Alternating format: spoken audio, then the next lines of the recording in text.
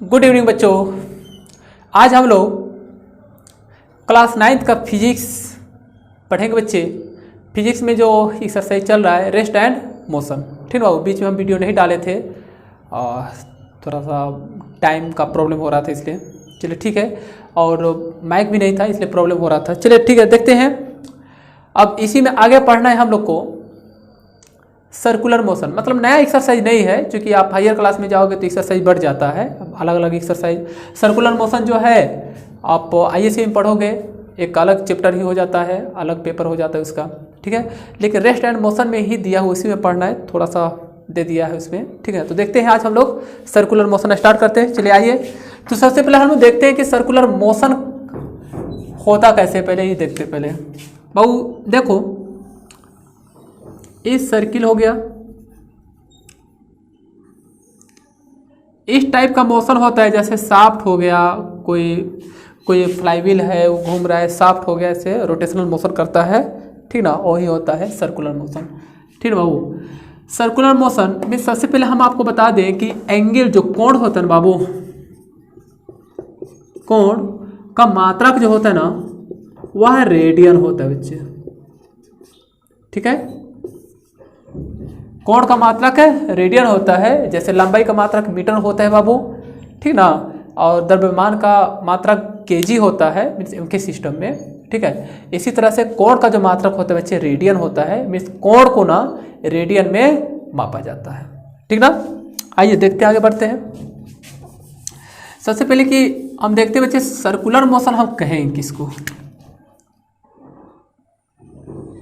ठीक है। अगर कोई पार्टिकल सर्कुलर पाथ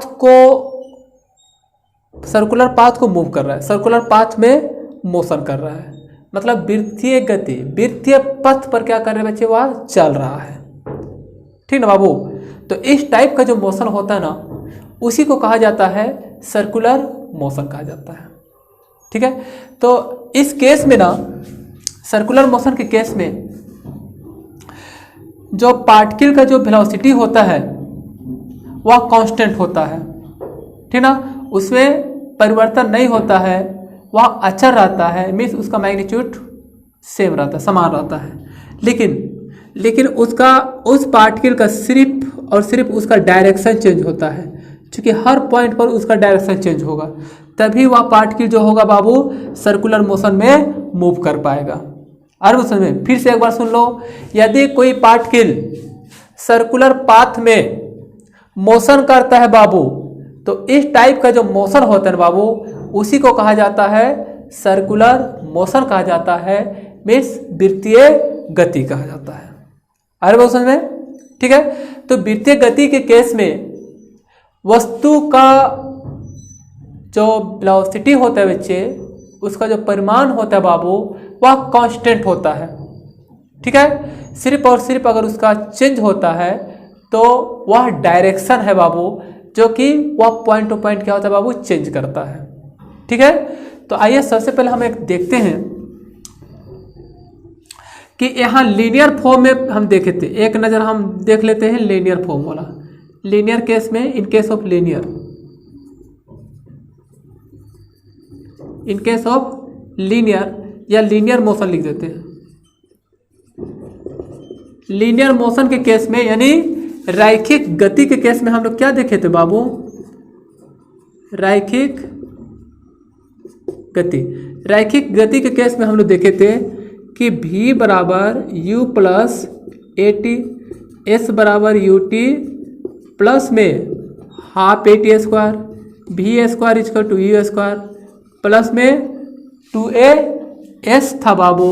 फिर हम लोग देखे थे बच्चे S N is equal to u plus a by 2n minus 1, ये देखे थे बाबू।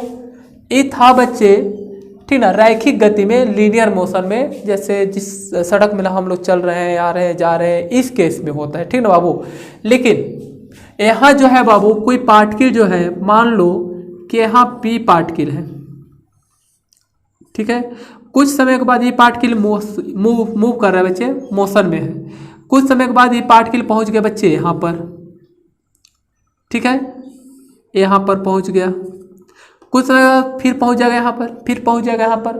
तो हम उसका पार्टिकल का वेलोसिटी अगर निकालना चाहेंगे तो फिर कैसे हम निकालेंगे, या फिर हम जानना चाह रहे हैं कि वह पार्टिकल कितना दूरी तय किया है, कितना दूरी तय किया, ठीक है, और उस दूरी को तय करने में कितना टाइम लगा। सेम केसेस होता है, इस सारा केस होता है बाबू सर्कुलर मोशन में भी। यहाँ जो है यह लीनियर केस है बच्चे, लीनियर फॉर्म में है, लेकिन यहाँ इस सारा वैल्यू हम निकालेंगे लेकिन सर्कुलर मोशन में। चूंकि कोई पार्टिकल जो है अगर वह मूव कर रहा है, सपोज करो कि आप ये एक बड़ा सा सर्किल है, उसमें आप दौड़ रहे हो, आप चल रहे हो, आप ठीक ना बाबू, आप चल रहे हो तो आपका वेलोसिटी क्या होना चाहिए कि नहीं। जब आप दौड़ रहे हो तो आपका वेलोसिटी होगा ना बाबू, तो उस वेलोसिटी का मान हमें निकालना होगा। फिर आप जब दौड़ रहे हो, दो रोटेशन लगा दिए, 3 रोटेशन लगा लिए, तो आपने कितना दूरी तय किया अरे उस में। और यदि आपने 1 रोटेशन लगाया, मतलब एक चक्कर आप घूमे बाबू, तो उस एक चक्कर में आपने कितना टाइम लिया, ठीक ना बाबू। या 5 सेकंड तक आपने सर्कुलर पाथ पर मोशन किया तो आपने कितना दूरी तय किया, ठीक ना बाबू। तो यहां देखो बच्चे, इस चीज को हम यहां निकालते हैं, पहले देखते हैं बाबू। यहां पर पी पार्टिकल यहां था, पहुंच गया यहां पर, यानी यहां एल दूरी तय किया अरे उस समय, और कुछ समय के बाद ये पी पार्टिकल यहां पर पहुंच गया, मान लो इसको, ठीक ना वो डी थीटा। तो यहां से अगर हम देखेंगे बच्चे तो ई हो जाएगा थीटा प्लस डी थीटा होगा। फिर आगे पार्टिकल यहाँ पहुँचेगा तो फिर यहाँ से दूरी निकालेंगे, फिर थीटा जोड़ेंगे। बीस बच्चे यहाँ पार्टिकल बहुत देखो, पार्टिकल यहाँ से यहाँ था, फिर यहाँ पहुँचा, फिर यहाँ पहुँचा, यानी पार्टिकल जितना बढ़ेगा बच्चे थीटा भी बढ़ेगा, मीन्स एंगल बढ़ेगा।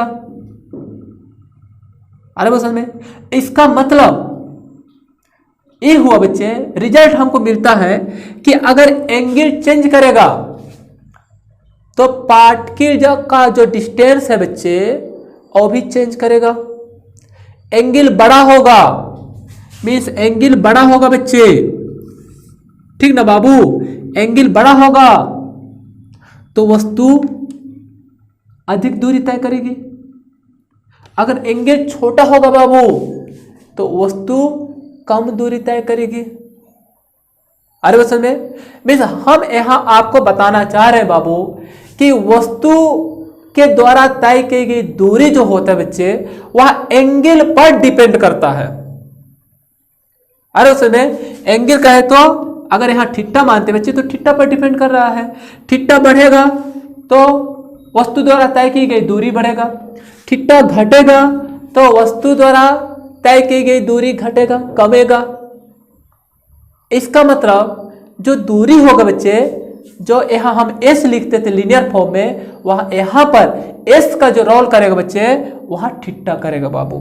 यहाँ जो s का रोल करेगा बाबू वह कौन करेगा बच्चे, थीटा करेगा। मीन्स क्या होगा बच्चे, यहाँ एंगल होगा बाबू, यानी हो जाएगा बच्चे कोण हो जाएगा। यानी यहाँ थीटा का जो यहाँ कोण जो हो बाबू, वह कोण दूरी का काम करेगा बाबू।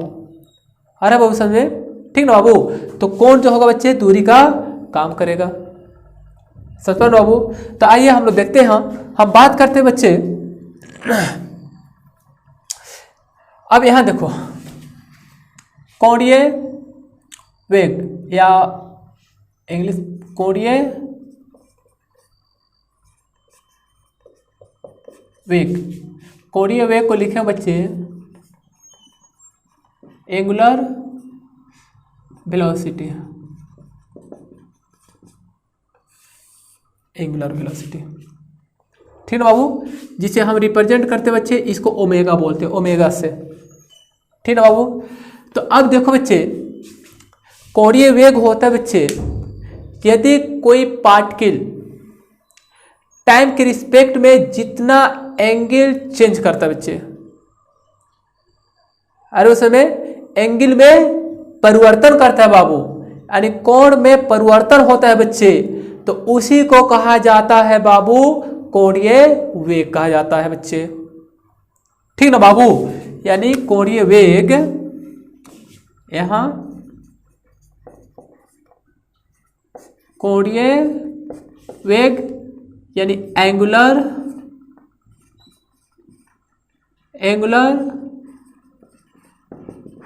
वेलोसिटी जो होता है बाबू, वेलोसिटी बराबर चेंज इन एंगल, अरे उस समय यानी हो जाएगा बच्चे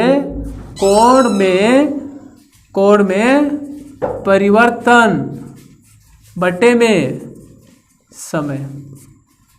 इसी को कहा जाता है बच्चे कोणीय वेग कहा जाता है। इंग्लिश में लिखेंगे बाबू ओमेगा इक्वल टू थीटा बटे में टी। ठीक है बाबू, हायर क्लास में इसको लिखोगे ओमेगा बराबर डी थीटा, डी मतलब डिफरेंशिएशन, देन चेंजिंग होता है बच्चे, उसके लगाया जाता है to the change in time. ठीक है बाबू, तो यहाँ देखो ये कोण हो गया और ये टाइम हो गया। अब उस समय बच्चे यहाँ देखो थोड़ा सा हम बैक वाला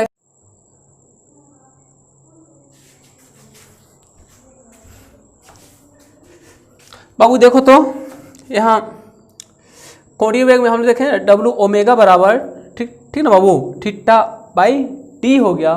थीटा बाई टी कहे तो थीटा हो गया बच्चे एंगल हो गया बच्चे, ठीक ना, बाई टी टाइम हो गया। अब इसका यूनिट की बात करते बच्चे, यूनिट यानी मात्रक है ना बाबू। अब बच्चे यहाँ देखो ओमेगा बराबर थीटा बाई टी हो गया, ठीक ना बाबू, और थीटा कहने का मतलब क्या हो गया बाबू, एंगल हुआ ना बाबू, और एंगल का मात्रक क्या होता है बच्चे पता है ना, रेडियन होता है, ठीक ना बाबू। तो यहाँ हो जाएगा बाबू इसका मात्रक जो होगा ना बच्चे, यहाँ हम लोग लिखेंगे रेडियन, और टाइम का सेकेंड लिख देते हैं बाबू। यानी ओमेगा कहें तो कोणीय वेग हुआ बाबू, और कोणीय वेग का जो मात्रक होता है बच्चे, ठीक ना बाबू, रेडियन प्रति सेकेंड होता है। देन यहाँ लिख देते हैं हिंदी में कोणीय वेग का मात्रक रेडियन प्रति सेकेंड होता है बाबू। जरा इसको याद करना, ठीक ना बाबू। चलो एक चीज और हम नहीं बताए बच्चे, डिस्प्लेसमेंट नहीं बताए। सबसे पहले इसका हम डिफिनेशन लिख देते पहले, ठीक ना, 2 मिनट रुक जाओ।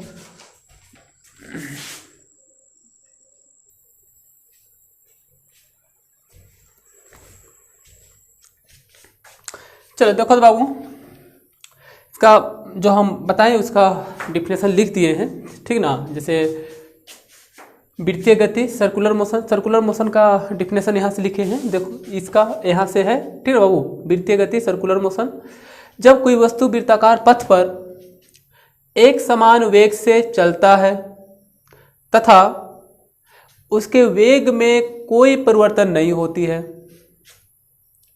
किंतु वस्तु की गति की दिशा लगातार बदलती रहती है, तब इस प्रकार के गति को वृत्तीय गति कहते हैं, ठीक ना बाबू।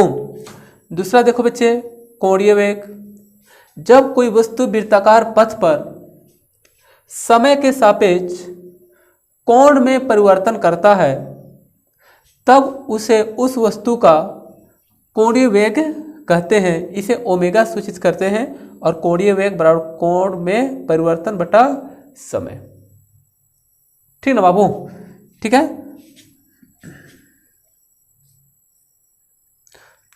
तो ये हो गया बच्चे